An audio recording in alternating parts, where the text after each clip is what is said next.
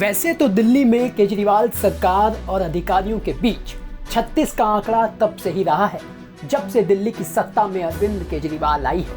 लेकिन संसद से दिल्ली सेवा कानून बनने के बाद इसने इस लड़ाई की आग में घी का काम किया है, जिसके बाद से ही दिल्ली की केजरीवाल सरकार और अधिकारियों के बीच झगड़ा इस कदर बढ़ा कि केजरीवाल सरकार ने पहले तो दिल्ली के सबसे बड़े अधिकारी यानी कि चीफ सेक्रेटरी नरेश कुमार पर भ्रष्टाचार के आरोप लगा दिए।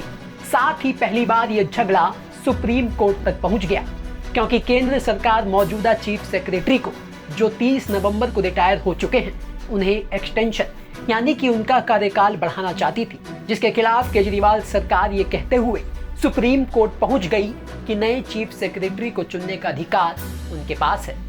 हालांकि सुप्रीम कोर्ट ने केजरीवाल सरकार को झटका देते हुए केंद्र सरकार के चीफ सेक्रेटरी नरेश कुमार को 6 महीने का एक्सटेंशन देने के फैसले को मंजूरी दे दी।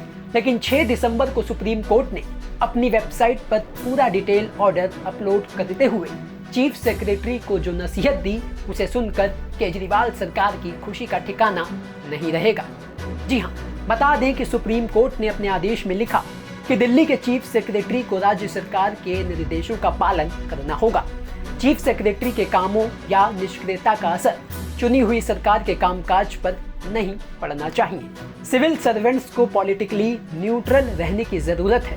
उन्हें केंद्र सरकार द्वारा नियुक्त किया जाता है, लेकिन उन्हें ऐसे विषयों पर चुनी हुई सरकार के निर्देशों का पालन करना चाहिए जो उनकी कार्यकारी क्षमता के दायरे में आते हैं। अपने 28 पन्नों के फैसले में सुप्रीम कोर्ट ने 1973 के एक फैसले का हवाला देते हुए कहा, यह देखा गया था कि चीफ सेक्रेटरी का पद बड़े विश्वास का पद और प्रशासन में एक महत्वपूर्ण कड़ी होता है।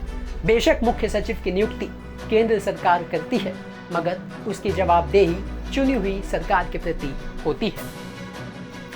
अब सुप्रीम कोर्ट ने यह कहते हुए कि चीफ सेक्रेटरी को राज्य सरकार यानी कि दिल्ली सरकार के आदेशों का पालन करने की नसीहत देते हुए केजरीवाल सरकार की टेंशन को खत्म कर दिया हो, जो चीफ सेक्रेटरी नरेश कुमार के 6 महीने के एक्सटेंशन के बाद बढ़ गई थी।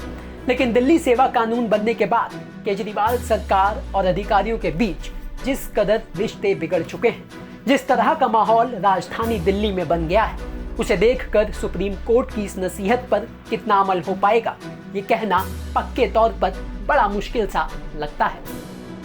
ब्यूरो रिपोर्ट, दिल्ली तक।